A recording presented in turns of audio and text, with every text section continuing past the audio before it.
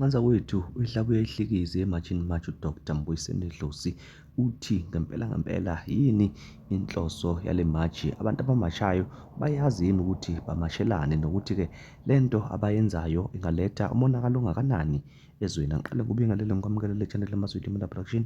Mangabe uqala ukufika ngicela wenze isiqiniseko sokuthi subscribe magloba le video, ushaye like bese uyakhomenta kulolu daba namhlanje. Mntakwethu, ngesikhathi imatshini matshi ithola ithuba lokuba-ke nesithangami sezindaba, ibeke isiveza imibono yayo noma-ke siveza izinhloso zayo ngemikhankaso eyenzayo nokuthi-ke iliphi icebo enalo njengoba-ke idudula ohleli kuleli loMzansi Afrika ngaphandle kwemvume. Emva kokuthi-ke umama noma kusisi uJacinta Ngobese Zuma aveze-ke amaphuzi amqoka kakhulu akathi-ke imatshini matshi iyonanto emele futhi-ke iyonanto eyihlosile. UDr. Mbuyiseni Dlozi owayekade-ke engowele qembu le-EFF ubeke esephawula-ke naye emva kokulalela inkulumo yakhe uJacinta. Uthi-ke uNdlovu, cho nina kahle kahle aniyazi lento eniyenzayo. Uyabuza ukuthi-ke yini kahle kahle inhloso yenu kule nkulumo-ke eniyenzile? Cha, ayikho ngempela into-ke ephusile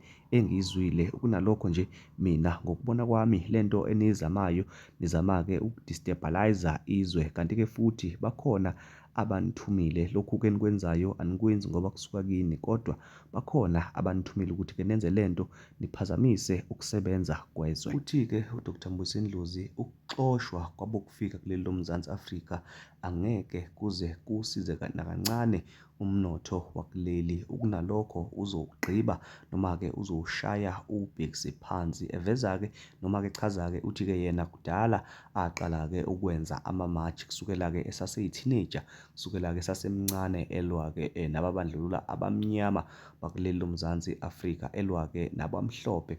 Uthi-ke kudala yena ayekwenza-ke lokhu-ke kwamamatshi, kanti-ke futhi uthi amamatshi uwa-understand-a kangcono nokuthi-ke isuke iyini inhloso yayo. Uthi-ke yena ngokubona kwakhe le matshi nje ayinanzuzo futhi-ke ayizukuba nawo umphumela omuhle. Kuhle-ke uma ngabe-ke sevala-ke inkulumo yakhe wathi-ke ningakusho enikushoyo, kodwa-ke yena useshilo nge-experience yakhe akanayo. Mntakwethu, isitshela ukuthini lento ngamamatshi enziwayo la eMzansi Afrika? Ingabe ngempela ayaye abe nemiphumela emihle noma imiphumela emibi? Ingabe uhulumeni uye akulalele okusuke kushiwo abantu emva kokuthi bamashe? Ake sihlangane kuma-comments sikhulume ngale ndaba, sikhulume ngobuhle nangobubi bayo. Ngiyabonga.